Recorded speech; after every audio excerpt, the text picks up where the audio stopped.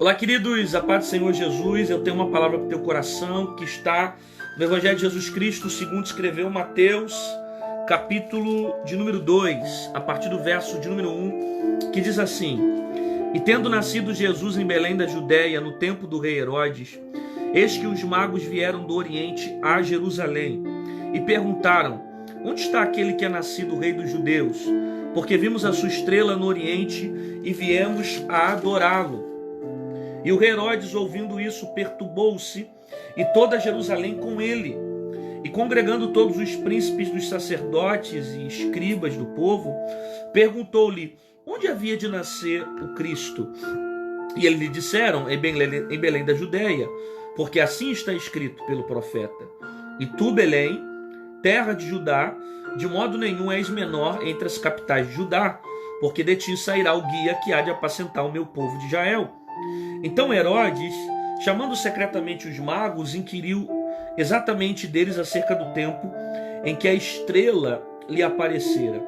Enviando a Belém, disse: Ide, perguntai diligentemente pelo menino, e quando o achares, participai-me, para que também eu vá e o adore. Olha o que Herodes falou. E tendo eles ouvido o rei, partiram. E eis que a estrela que tinha visto no Oriente ia diante deles, até que chegando se deteve sobre o lugar onde estava o menino. E vendo eles a estrela, alegraram-se muito com grande júbilo. Entrando na casa, acharam o menino com Maria, sua mãe, e prostrando-se, o adoraram, e abriram os seus tesouros, e lhe ofereceram dádivas, ouro, incenso e mirra. E sendo por divina revelação, avisados em... Só um minutinho. E sendo por divina revelação, avisados em sonhos, para que não voltassem para junto de Herodes, partiram para a sua terra por outro caminho. O texto que eu acabei de ler está no Evangelho de Jesus Cristo, segundo escreveu Mateus. Eu li o capítulo de número 2, do verso 1 até o verso de número 12, e tem algumas aplicações que são pertinentes para a nossa vida nesse dia. E a paz do Senhor, pessoal que está chegando aí, Deus abençoe vocês. Já vai compartilhando essa palavra com alguém, que eu tenho certeza que Deus vai falar ao seu coração. Bom, esse texto aqui, ele é um texto que vai falar a respeito do nascimento de Jesus, que vai nascer aqui em Belém da Judéia. Tudo isso para que se cumpriu o que já estava escrito, né? Que ali viria o rei dos judeus, que ali viria o Messias, né? Já havia sido escrito pelo profeta, e Jesus está vindo para cumprir parte desses escritos, né? Que estão registrados na palavra, dentro das profecias messiânicas e também de outros profetas. Então, Jesus nasce em Belém da Judéia, e esses homens aqui, que são 3 magos, eles vão com intenção de adorar Jesus, de se alegrar pelo seu nascimento, né? E algumas versões alteram só um pouco o nome desse, não o nome, mas a função desses homens, mas eles representam a mesma pessoa.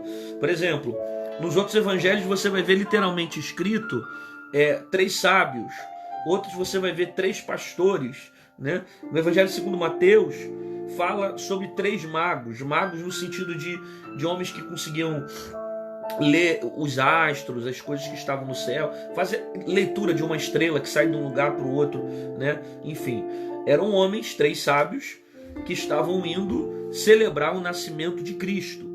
Quando eles chegam na região, eles procuram se informar a respeito do nascimento de Jesus. É o que o texto fala, né, no capítulo 2 do verso 1, que nascido eles vão perguntar: onde está aquele que é nascido o rei dos judeus? Porque viemos a sua estrela no Oriente e viemos adorá-lo, né?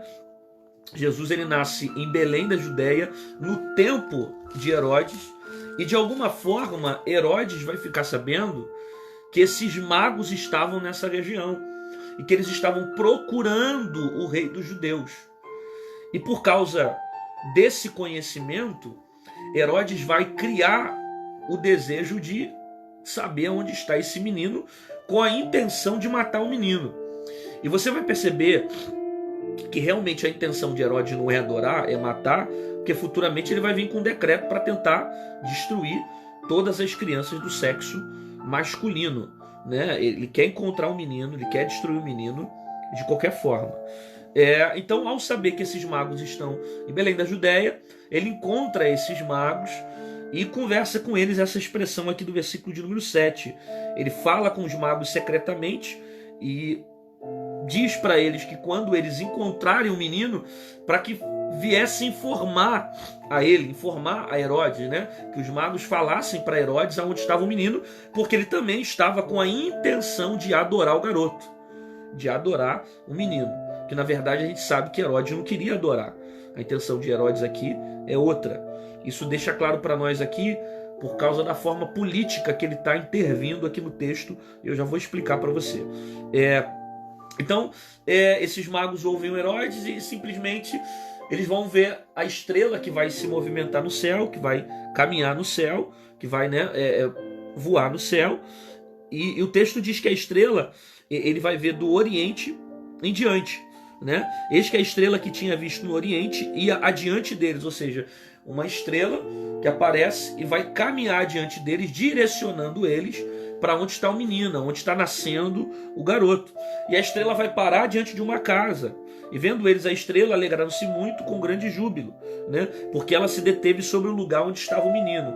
Ou seja, a estrela para onde Jesus nasceu, mostrando que ali é o nascimento onde está Cristo, ok? Ali é o nascimento de Jesus, ali é onde o rei nasceu, ali é onde Cristo nasceu. Eles vão entrar nesse lugar.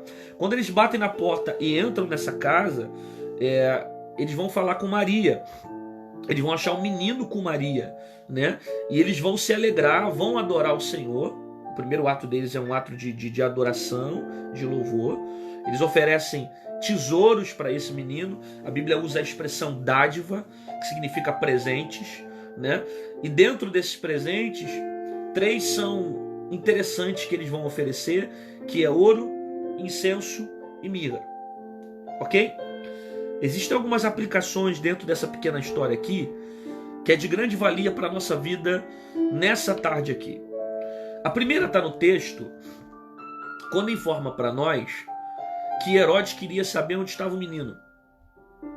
Só que a linguagem que Herodes usa para os magos é uma linguagem mentirosa. Olha o que Herodes diz. E quando o achares, fale comigo, para que eu também vá e o adore. Herodes usa uma linguagem, uma expressão, para dizer para os magos que ele também quer adorar o menino. Porque os magos estavam procurando esse garoto, que pela profecia era o rei dos judeus, para cultuar esse menino, para louvar o garoto, para adorar o seu nascimento. Então Herodes usa uma linguagem parecida com aquilo que eles querem fazer, mas na verdade a intenção do coração de Herodes é matar o menino. Isso comprova para nós lá na frente quando ele decide destruir todas as crianças do sexo masculino. Ok? Por que Herodes queria acabar o menino? Por causa da profecia. Por que Herodes queria que esse garoto fosse exterminado? Por causa da profecia, que o profeta havia dito que ele seria rei dos judeus. O que tem a ver isso com Herodes? É porque Herodes é alguém que faz parte da política da época. O homem da época de poder e autoridade aqui em Judéia era ele. Ok? Então, ele está ouvindo e está tendo uma informação de alguém que para os judeus é rei, que está cumprindo aquela profecia. Então ele está enxergando Jesus como alguém político que poderia atrapalhar as suas ações, as suas manifestações, né? Isso comprova mais ainda lá na frente, quando Jesus vai ser crucificado, né? Lá na frente você vai ver que grande parte também da crucificação, não só pela religião, também foi política, né? A crucificação também foi política. Quando o próprio Pilatos também, de alguma forma, resolveu soltar o bandido para crucificar Jesus, ele agiu ali de maneira política. Concorda comigo? A ação dele foi política. Por quê? Porque ele queria ficar bem com os judeus. Ele queria ter ali a influência dele com os judeus. Ele queria estar junto com o povo. Ele não encontrou maldade em Jesus. Jesus não cometeu nenhum tipo de delito a Roma ou a lei da época para que ele fosse crucificado. Então a crucificação também foi política. Além do ódio religioso, além dos sacerdotes que não suportavam Jesus se dizendo seu Messias, né? Ou melhor, nem ele literalmente se dizendo, as pessoas o chamando de mestre, de Messias. Ele disse que ele era o caminho, a verdade e a vida. Foi isso que Jesus falou. Então, e a verdade é que também era um problema político, desde o nascimento de Jesus. Aí Herodes diz isso: quando tu encontrares, me avisa onde ele está, que eu quero também adorá-lo. Ele diz que quer adorar, mas a intenção é matar. Ele diz que quer cultuar, mas a intenção é morte. Ele diz que quer participar daquele ambiente de culto, mas a intenção é outra. A informação que ele dá é que ele quer estar presente naquele culto, para cultuar o menino. Mas o que tem no coração dele é morte. Ele quer pegar o menino para levar o garoto à morte. Ok? Isso aqui é de grande valia assim para a nossa vida. Por quê? Porque tem muita gente que às vezes se apresenta dizendo que quer fazer uma coisa, dizendo que quer adorar, mas a intenção é outra. Ele diz que quer até Jesus para cultuar, mas a intenção é matar. Como também tem gente que diz que quer participar do culto com a intenção de adorar, mas a intenção é outra. A boca fala, mas o coração sente outra coisa. Entendeu isso? Ele diz que quer participar do culto, ele diz que quer adorar o Senhor, ele diz que quer louvar, mas a intenção é outra. Qual a intenção? A intenção é namorar, a intenção é propagar o mal, a intenção é ter clube social, a intenção é fazer amigo, a intenção é arrumar alguém, a intenção é todas, menos adorar. Só que ele usa uma expressão para tentar estar presente naquele ambiente, para tentar chegar até Jesus. Só que o coração está longe. Porque o coração deles não está em cultuar o Senhor. O coração deles está em perseguir e matar Jesus. Já no seu nascimento. Ok? E é por isso que Deus sonda o nosso coração. Porque não adianta eu expressar para ele uma coisa que não é verdade aqui dentro. Isaías falou sobre isso. Ele disse: esse povo me adora com seus lábios. Né? Deus falou através do profeta, mas o seu coração está longe de mim. Então é possível alguém expressar alguma coisa com a boca, com a palavra, mas o coração ter outra intenção. Sabe? E para Deus é muito mais importante a intenção do que literalmente aquilo que eu falo. Porque se aquilo que eu expresso não condiz com aquilo que é verdade aqui dentro, não tem sentido, não tem realidade. E tem pessoas assim, que procuram entrar num ambiente com uma outra intenção, e não de cultuar, e não de louvar. A intenção é construir amizade, a intenção é construir relacionamento, a intenção é ter namorado, a intenção é ter namorada. Aí tem alguém que vai dizer: mas se eu não namorar na igreja, eu vou namorar onde? Eu sei que você tem que procurar pessoas que estejam debaixo dos mesmos princípios que você. Mas a intenção de culto não é essa. E quando eu vou para qualquer culto com outra intenção que não seja adorar, eu estou fugindo dos propósitos. Perceba, culto é lugar de adoração, culto é lugar de sacrifício, culto é lugar de louvor. Ok? Qualquer coisa que eu faça que não seja cultuar, que não seja adorar, que não seja sacrificar, eu fujo do propósito da adoração. É por isso que é estranho uma pessoa que vai para o culto para receber. Você não vai para o culto para receber, você vai para o culto para entregar. Nossa, eu vim para o culto, eu recebi muito hoje, glória a Deus. Você pode até receber como consequência daquilo que você entregou. Mas tem culto que você só vai entregar e não vai receber. Tem culto que você só entrega. É impossível entregar e não receber. Como que não é impossível? Deus não tem a obrigação de abençoar você toda vez que você entrega. Deus não é obrigado de fazer tuas vontades. Sabe? Então, eu preciso entender isso, que culto é lugar de entregar, não é lugar de receber. A intenção do meu coração sempre é estar envolvido em um culto para Deus, de coração, de alma, em espírito e em verdade. Ele diz que quer adorar, mas a intenção dele qual é? A intenção dele é matar o menino. Mas os magos ouvem o que Herodes falou, e o texto diz que a estrela que tinha visto no Oriente, ela ia adiante deles. Isso aqui tem duas coisas interessantes, ó. Primeiro, a estrela que estava no Oriente passou adiante deles. Quando a estrela está adiante deles, a estrela está dando o quê? Sinal para onde o menino está. A estrela está guiando o passo dos magos. Os magos não estão recebendo um direcionamento de homem aqui. Os magos não estão recebendo aqui uma orientação de Herodes. Nem Herodes sabe onde o garoto está. A estrela, o que está no céu, ele está olhando para o céu. E quando eles olham para o céu aparece uma estrela. E a estrela se movimenta. E o movimento da estrela revela onde está o menino. Então quando eles olham para o céu, eles encontram direção para saber aonde o garoto vai nascer. Isso aqui é interessante. Isso aqui é muito interessante. Por quê? Porque quando eu olho para o céu, eu tenho direção. Quando eu levanto os meus olhos e olho para o céu, eu tenho direção. Eles só sabem aonde o menino vai estar, porque os olhos dos magos estão aonde? No céu. Toda vez que você tira os olhos do céu e começa a olhar para a terra, você não sabe para onde ir.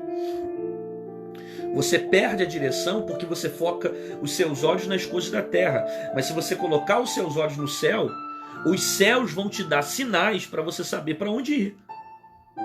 Porque tem alguém que está ouvindo essa palavra e está dizendo: eu não sei como ir, eu não sei para onde ir, eu não sei o que eu tenho que fazer, eu não sei como eu tenho que caminhar, eu não sei qual direção tomar. O que eu faço, pastor? Olha para o céu. O que Davi diz? Elevo meus olhos para o monte, de onde me virá o socorro? O meu socorro vem do Deus que fez os céus. O céu vai me dar a resposta que eu preciso. Então eu olho para o céu, eu ergo a cabeça para o céu, eu levanto os meus olhos para o céu, porque os sinais que os céus vão me dar vão dizer para mim o caminho que eu devo tomar, a direção que eu devo agir. Quando você toma uma decisão errada, eu garanto para você que você só errou porque você não olhou para o céu. Porque se você estivesse olhando para o céu não deixava você entrar em um caminho errado. Os céus sempre dão sinais e mostram o caminho certo. Às vezes você se perde na caminhada, às vezes você toma decisões erradas, às vezes você toma caminhos errados, às vezes você escolhe escolhas erradas. Por quê? Porque você está olhando para outras coisas que não é para o céu. Porque se você olhar para o céu, você vai saber para onde ir. Você pode perceber isso? Que toda vez que você errou é porque você tirou os olhos do céu. Toda vez que você caiu é porque você tirou os olhos do céu. Toda vez que você pecou é porque você tirou os olhos do céu. Toda vez que você se afundou é porque você tirou os olhos do céu. Se os teus olhos estiverem no céu, os céus vão te dar sinais para saber como movimentar a sua vida. Uma pessoa que age debaixo da direção de Deus, ela não caminha para caminhos que vão distanciar ela de Deus. Eles estão olhando para o céu e a estrela passa adiante. Perceba, a estrela não está atrás deles, a estrela está na frente deles. A estrela está na frente. A estrela não está atrás. Porque Deus sempre precisa estar na nossa frente. Quando eu coloco Deus para trás, ou quando eu olho para trás, eu me decepciono, eu me frustro, eu me arrebento. Por isso que o texto diz que a estrela foi seguindo adiante. A estrela foi à frente. Ela foi visto no Oriente e ia adiante deles. Ok? Ou seja, ela está na frente. O problema é que tem pessoas que tiram Deus da frente e colocam atrás. E quando ela tira Deus da frente e coloca atrás, ela entra em caminhos errados. Porque você resolveu tirar Deus do controle dessa situação. Você precisa deixar Deus tomar a frente novamente da sua vida. Tomar o rumo da sua vida. Tomar a direção da sua vida. Você precisa deixar Deus de frente para todas as coisas. Por quê? Porque toda vez que você pega e coloca Deus para trás, você se arrepende. Você se frustra. Você se decepciona. Porque você está passando à frente de Deus, você está tomando o lugar de Deus, você está caminhando na frente de Deus, você está tomando passos que Deus não te deu a direção para tomar. Então, eles estão indo porque a estrela está na frente. Só que o problema é que tem gente que coloca as coisas de Deus para trás. Coloca a direção de Deus para trás. Coloca a obediência para trás. Coloca a vocação para trás. Coloca os propósitos de Deus para trás. Coloca a vontade de Deus para trás. Aí, meu amigo, você vai se frustrar. Você vai se arrepender. Por quê? Porque você não está sendo guiado pelos sinais que Deus está te dando. Ok? Eles vão ver a estrela, vão caminhar de acordo com o que estão vendo a estrela sendo movimentada no céu, de modo que o texto vai dizer: se deteve sobre o lugar onde estava o menino. De modo que o texto afirma para nós que a estrela, ela vai parar no lugar onde nasceu o Salvador. Eu repito isso. A estrela vai parar no lugar onde nasceu o menino. Isso aqui é interessante também. Por que isso aqui é interessante? Porque quando a estrela para, eles param. E eles identificam que a estrela está apontando o caminho onde nasceu Jesus. E isso aqui traz para nós mobilidade e obediência. Se Deus andar, eu ando. Se Deus parar, eu paro. Se a estrela caminhar, eu caminho. Se a estrela não caminhar, eu não caminho. Eu me manifesto de acordo com aquilo que o céu está preparando para mim. Então, se Deus parou, eu paro, amigo. Se andou, eu ando. Eu preciso entender o que os céus estão fazendo para eu me submeter à vontade do céu. Por mais que às vezes a vontade que eu tenha de caminhar. Por mais que às vezes a vontade que eu tenha de fazer. Mas se a estrela parou, eu paro também. Eu preciso parar. É melhor parar e ficar no lugar que Deus tem para mim do que eu tentar caminhar mais longe e me distanciar demais do Salvador. Então tem hora que você tem que parar. Parar onde? Parar debaixo da direção de Deus. Porque nem sempre Deus te faz andar. Às vezes Deus te faz parar. Nem sempre Deus vai te fazer. Às vezes Deus te esconde. Às vezes Deus faz você ficar escondido. Às vezes Deus te preserva. Às vezes Deus te protege. Às vezes Deus te arranca das evidências. Às vezes Deus diminui a tua agenda. Às vezes Deus tira alguns amigos do teu caminho. Às vezes Deus te separa de pessoas. Às vezes Deus faz você parar. Só que dependendo de você e de mim, a gente nunca quer parar. Concorda? A gente não quer parar. A gente quer continuar. A gente quer ficar no movimento, caminhar. Só que a gente precisa entender qual é a vontade de Deus para a nossa vida. Então é melhor estar submetido à vontade de Deus do que entrar em movimentos que Deus não está para nós. Tem hora que Ele nos esconde, tem hora que Ele nos preserva, tem hora que Ele nos protege. Tem momentos para todas as coisas. Eles vão parar aonde nasceu o Criador. Jesus está ali. E entrando na casa, acharam um menino com Maria, sua mãe. Prostrando-se, o adoraram. Perceba, assim que a estrela para naquele lugar, o verso 9 diz assim, ó: e vendo eles a estrela, alegraram-se muito com grande júbilo. Por que eles se alegraram? Porque eles tiveram a ciência que Jesus estava ali. Então é impossível eu estar na presença de Jesus e não sentir alegria. Sabe? Isso não significa que eu não vou ter problema, que eu não vou ter dor, que eu não vou ter tristeza. Não. Mas a presença de Jesus, ela vai alegrar os meus dias. A presença de Jesus, ela vai alimentar a minha alma. A presença de Jesus, ela vai me dar sentido para a vida. A presença de Jesus alegra o meu espírito. Da mesma forma como eles se alegraram quando perceberam que Jesus estava ali. Então, estar na presença de Jesus e estar com tristeza não tem muito sentido, porque a presença dele nos alegra. Ele nos alegra. Em que aspecto nos alegra? No sentido de você não encontrar escape. A tua válvula de escape não precisa ser a maconha, a cocaína, a prostituição, a mentira, o adultério, o mundo. Não, a tua válvula de escape passa a ser Jesus, porque ele te alegra diante dos problemas que você possa viver na vida. Quando eles encontram um menino, a primeira coisa que eles fazem é, eles se prostram e adoram. Prostrar e se adorar é resultado de alguém que está em total devoção e se submetendo àquela pessoa. Alguém que se prostra a uma pessoa, alguém que submete aquela pessoa, alguém que dobra o seu joelho diante dessa pessoa, demonstra o quanto reconhece ela como autoridade, com poder, com soberania. Então eles estão se prostrando diante de Jesus. Por quê? Porque quando eu sei que ele é maior do que eu me prostro diante dele. Eu desço diante dele, eu me lanço diante dele, eu me submeto à vontade dele. Você faz ideia da importância dessa palavra? Submissão. Sub está abaixo de uma missão. Eu me submeto em devoção a ele. Por mais que muitas das vezes aquilo que ele faz não é aquilo que eu quero. Por mais que às vezes aquilo que ele faz não é aquilo que eu desejo viver, mas eu me submeto à vontade dele. Por quê? Porque eu sei que a vontade dele é melhor que a minha. Porque eu sei que os propósitos dele são melhores que o meu. Então eu me submeto a essa vontade. Porque eu estou debaixo de uma missão, ordenada por ele, vocacionada por ele, organizada por ele. Eu estou debaixo de uma direção com ele.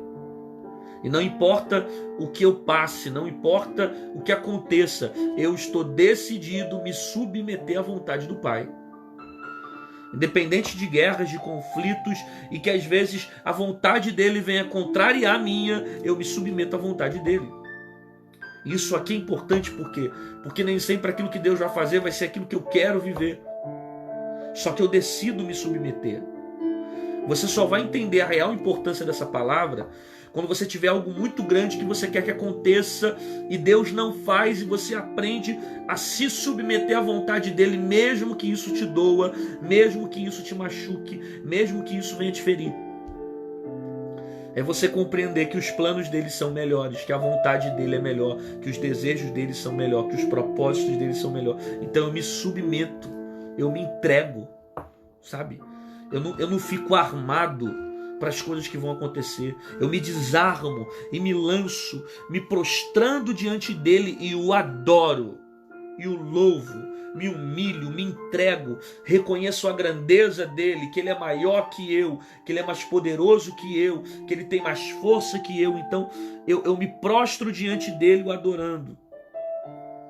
Aí o texto diz que após cultuar ao Senhor em adoração e prostração, eles vão abrir os seus tesouros e vão lhe oferecer presente: ouro, incenso e mirra. 3 presentes: ouro, incenso e mirra. E na minha concepção, os 3 são proféticos. O primeiro presente que é dado é o ouro. O ouro é interessante. Por que o ouro é interessante? Porque o ouro é um símbolo da realeza, ok? Geralmente quando uma pessoa chegava de uma cidade a outra cidade, dava-se de presente para a monarquia ouro, ok? Por quê? Porque ouro é algo importante, algo valioso. Ouro era representado como era a simbologia da realeza. O ouro era símbolo da realeza. Então eles estão dando um presente aqui que geralmente dava-se aos reis, era entregue aos reis. Algo de valor, dava ouro para ele. Por que esse mago está dando ouro para Jesus? Tendo em vista que Jesus nasceu em uma manjedoura, aparentemente um ambiente que parece ser pobre, aparentemente de forma simples. Jesus não nasceu numa monarquia, Jesus não nasceu com família real. O pai e mãe de Jesus não tem vínculo com a realeza. Por que eu estou citando isso? Porque o presente que foi dado ao menino é um presente de alguém que se dava para reis. Só que o garoto não nasceu na monarquia. O garoto não nasceu em um ambiente real. Mas o presente que ele recebe é um presente que era entregue para rei. Isso é profundo. Por que isso aqui é profundo? Porque o fato dele não nascer em uma monarquia não difere aquilo que ele é.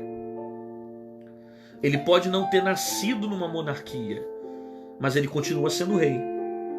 Ele pode não ter nascido em um ambiente monárquico, mas ele continua sendo rei. Ele pode não ter família real, mas ele continua sendo rei. Ele pode não ter nascido em um ambiente de rei, mas ele continua sendo rei. Por quê? Porque o estado que ele vive não difere aquilo que ele é. O que faz ele ser rei não é o lugar que ele nasce e nem a aparência que ele tem. O que faz ele ser rei é a essência que ele carrega. Então, quando os magos estão adorando o menino e dando ouro, reconhecendo ele como rei, eles não reconhecem o menino como rei porque nasceu em um ambiente de monarquia. Reconhecem o menino como rei por causa da essência que ele carrega. Os magos estão enxergando aqui. Enxergando o quê? Que ele é o Messias. Na verdade, ele não é só rei. Ele é rei dos reis e senhor dos senhores. Então ele pode nascer em um estado aparentemente pobre, em uma manjedoura, mas o fato dele nascer em um estado que parece ser pobre não difere o que ele é.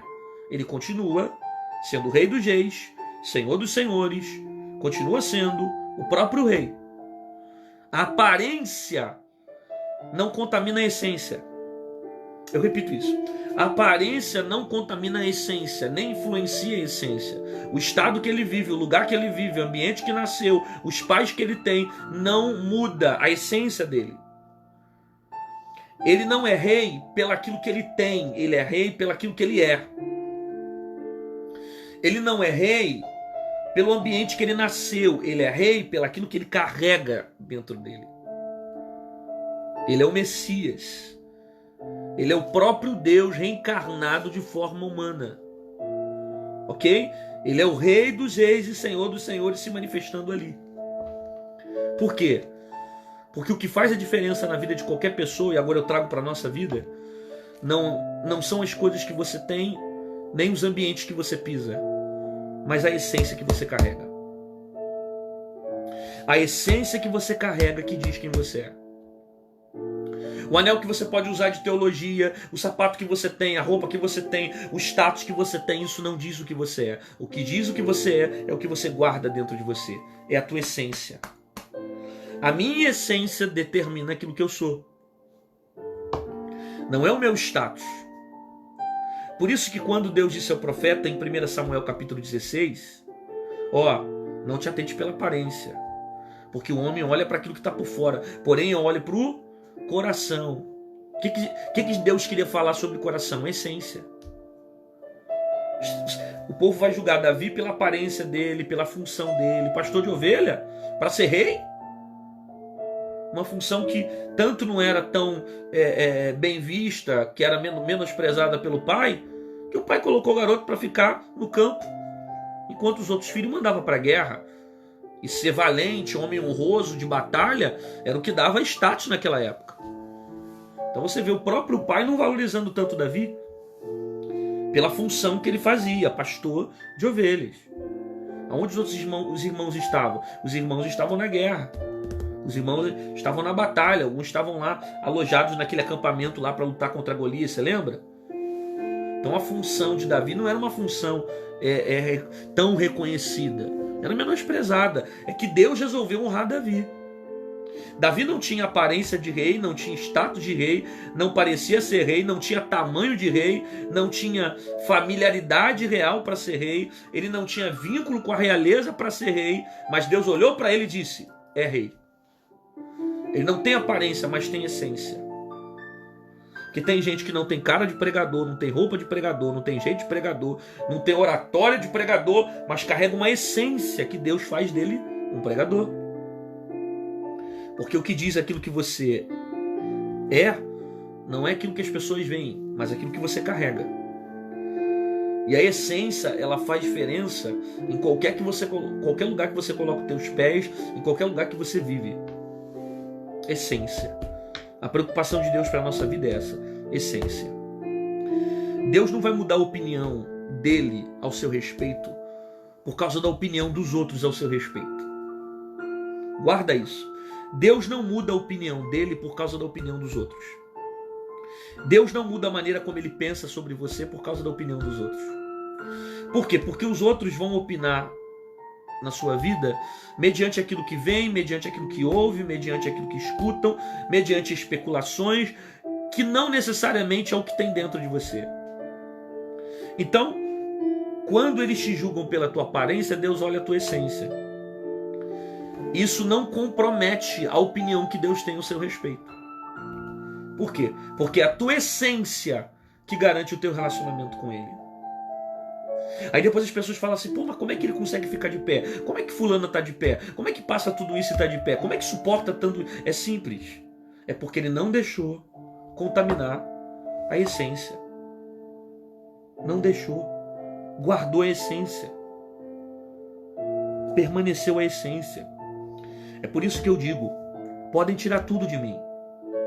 Podem tirar dinheiro, podem tirar casa, podem tirar carro, podem tirar tudo de mim, só não podem tirar a essência. A presença que está aqui dentro, a essência que carrega, ninguém tira.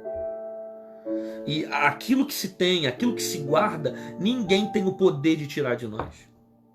Ninguém tem o poder de arrancar de nós. Sabe? Jesus é claro nisso em nascer em um ambiente que contrapõe toda a visão humana da época. Na verdade, Jesus sempre veio no contraponto em tudo nos evangelhos. Em tudo. Em tudo você vai ver nos evangelhos Jesus contrariando a maneira como as pessoas enxergavam.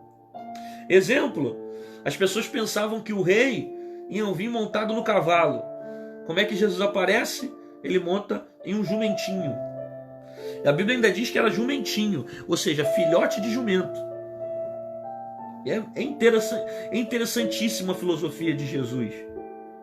Jesus vem sempre no contraponto. Em vez de enquanto uns batem na mesma moeda, enquanto uns retrucam com a espada, pega a espada, corta a orelha, reagem com a mesma ação do mundo, Jesus faz ao contrário. Ele perdoa, ele ama, ele abraça, porque isso é o Evangelho. Jesus não deixa com que as coisas que estão de fora venham contaminar a sua essência. Então o ambiente que ele nasce não muda aquilo que ele é.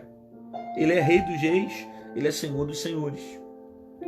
Que tem gente que nasceu em um ambiente que de repente não é uma casa luxuosa, que de repente não tem um bom carro, que de repente não teve uma boa cultura, que de repente não teve uma boa educação, foi tão humilhado, sofreu tantos traumas, de repente passou tantos problemas na vida, só que os problemas que você passou no teu exterior não vão comprometer a essência que está dentro de você. Por isso que Jesus fala que o que contamina não é o que entra, é o que sai. É daqui de dentro que contamina. Eu devo guardar isso aqui, ó. Portanto, que tem que guardar, guarda o seu coração. De tudo que se tem que guardar, guarda o seu coração. A essência. Sempre a essência. Toda mudança que acontece por fora é porque primeiro aconteceu por dentro. Você está pegando isso aqui ou não? Toda transformação que acontece por fora é porque primeiro aconteceu por dentro. Quando muda a essência, muda por fora. Só muda por fora porque mudou por dentro. Quando eu guardo a essência, as coisas que estão fora não mudam aquilo que eu sou. Por isso não importa se nasceu numa manjedoura, se não tem família real, não importa. Por quê? Porque ele carrega a essência. Ele é o próprio Deus. E os lugares que ele vai, as pessoas que ele vai se relacionar, os ambientes que ele pisa, não tiram dele a essência que ele carrega. Ele não se deixa ser contaminado pelo ambiente, pelas influências, pelas circunstâncias. Então o primeiro presente aqui é profético. Ouro. Por quê? Porque eu estou reconhecendo ele como meu rei. Por mais que ele não tenha aparência de rei, não tenha família de rei, ele continua sendo rei. Eu o reconheço como rei. Isso é a mesma coisa para a nossa vida. A mesma coisa para a nossa vida. De gente que você vai olhar, cara, como é que aquele cara tem, sabe, vai ter isso? Como é que ele tem essa unção? Como é que ele tem esse chamado? Né? É só você olhar para mim.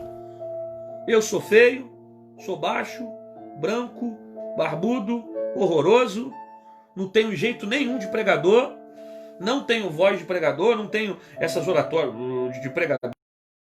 Só que a essência que eu carrego diz aquilo que eu sou. A essência. E se Deus fosse me escolher pela minha aparência, Ele não me escolheria. Então eu estou pregando para alguém que de repente acha que as coisas de fora podem dizer alguma coisa daquilo que você é. Mas não dizem. É só você guardar teu coração. Manter a tua essência.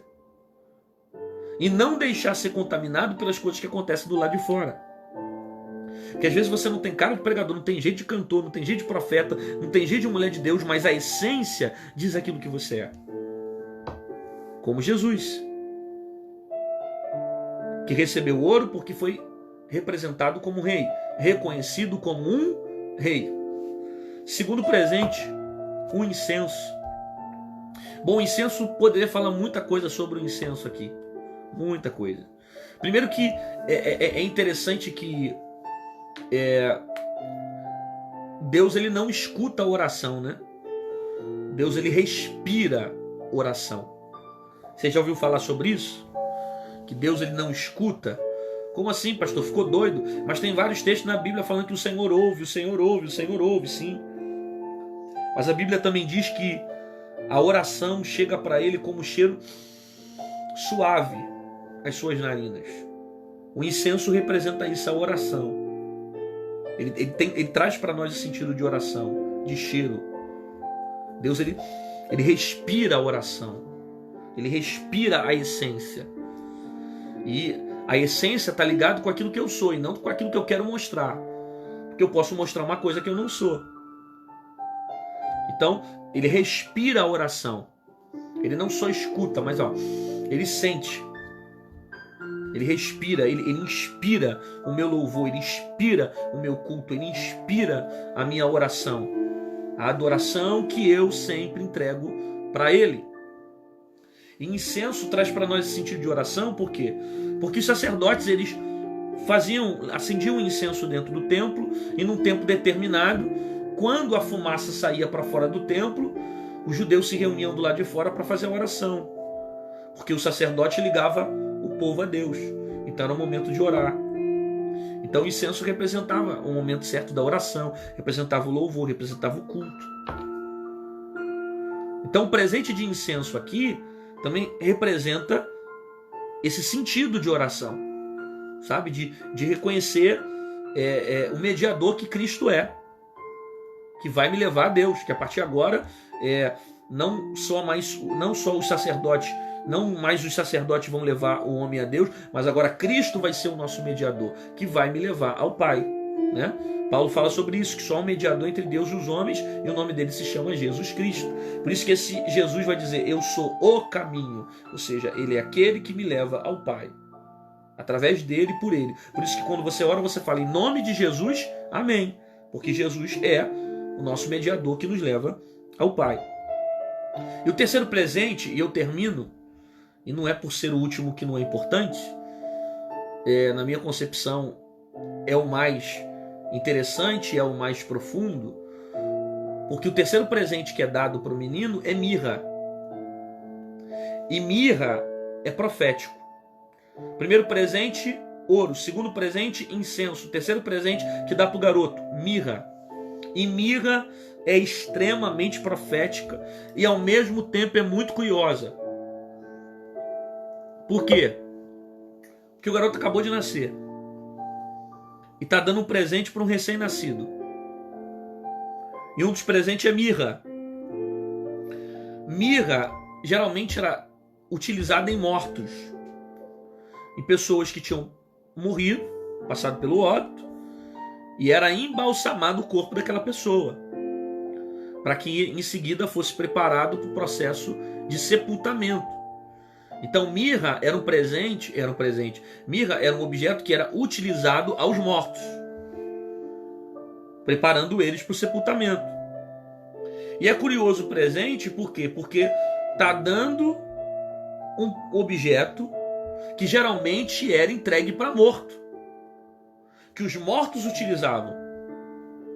sendo embalsamados para passarem pelo sepultamento. E o presente que é dar para um recém-nascido, um presente que é entregue para um recém-nascido, para um garoto que acabou de nascer, é um objeto que era utilizado em morto. A mãe poderia achar estranho, mas o presente é profético. Essa mirra aqui é profética. Por que, pastor, que eles deram o terceiro presente? Tem muitas explicações, mas na minha interpretação, o terceiro presente é profético e é, se não, um dos mais importantes, porque o incenso revela que ele é um mediador. O ouro mostra o valor, a importância que ele tem e a essência que ele carrega. E o terceiro vai apontar para a cruz. O terceiro é profético, porque o terceiro, a mirra, vai apontar para o Calvário. Aponta para a morte. A mirra era utilizado em corpos de pessoas que tinham morrido, para passar pelo processo de sepultamento. O garoto acabou de nascer e recebe mirra, que era utilizado em morte. Por quê? Porque o maior feito desse menino não está na vida. O maior feito desse menino está na sua morte. Então a mirra já está apontando para a crucificação. A mirra já está apontando para a morte. Porque alguém vai dizer que o maior feito de Jesus foram os milagres. Alguém vai dizer que o maior feito de Jesus foram o sermão da montanha. Alguém vai dizer que o maior feito de Jesus foi ele ter caminhado na terra. Só que o maior feito de Jesus foi ele morrer na cruz. A morte de Jesus é a principal motivação do nascimento dessa criança. Ele nasce para morrer. A história mais importante de Jesus não é o seu nascimento. A história mais importante de Jesus não são os seus 10 anos, 15 anos, 20. Tanto que a Bíblia não faz nem questão de falar como é que foi a adolescência, como é que foi a juventude. A Bíblia não fala nada disso. Por quê? Porque a Bíblia quer destacar aqui a importância dele, a importância dele. A importância dele não é vida, a importância dele não é nascimento. A importância dele é morte. Porque se não tivesse morte, não teria vida. E a gente só tem vida porque teve morte. E é através da morte que nós alcançamos vida. Porque Deus amou tanto a gente que se fez de gente para morrer pela gente, para que levasse a gente para o céu. Você pegou isso aqui ou não? Deus amou tanto a gente que se fez de gente para morrer pela gente, para levar a gente para o céu. O próprio Deus entregou seu Filho para que a gente tivesse salvação, vida. Então o terceiro presente aponta para o maior feito desse menino. O maior feito desse menino não são os sinais. O maior feito desse menino não é a cura. O maior feito desse menino não é um milagre. O maior feito desse menino não são as manifestações. O maior feito desse menino vai ser sua morte. Dá mirra para ele. Para quê? Para já apontar o processo do sepultamento. O processo da crucificação. O processo do Calvário. O processo da morte, quando ele vai vencer a morte e vai me dar vida. Esse é o maior feito e a maior realização que Jesus vai fazer na terra. É por isso que eu não entendo, às vezes, tantos sermões que param para pregar sobre tantas coisas que não apontam para a morte de Jesus, que não apontam para a salvação, que não apontam para a eternidade, que não apontam para o arrependimento. Porque o propósito da morte é isso, me dá o direito da graça, me levando ao arrependimento para alcançar o céu. Aí você vê pessoas perdendo tempo para pregar coisa da terra, para falar de vida na terra, para falar de não sei o que da terra. Você tem que crescer na terra e viver na terra, mas ele não morreu para ter vida na terra, ele morreu para me levar para o céu. Ele morreu para me dar eternidade no céu. Ele morreu para me dar vida. Ah, mas eu vou viver com ele aqui na terra. Eu só vou viver com ele na terra depois se eu passar pela eternidade com ele. Se eu entregar a minha vida para ele e entender o valor da morte. Sabe? Que o maior feito de Jesus é a sua morte, para que eu tivesse vida. É por isso que a gente deve pregar a morte, a gente deve anunciar a morte, a gente deve falar do Cristo, que veio levar o homem ao arrependimento, e através de ter vencido a morte, ele me deu vida, e me dando vida, ele me trouxe a eternidade.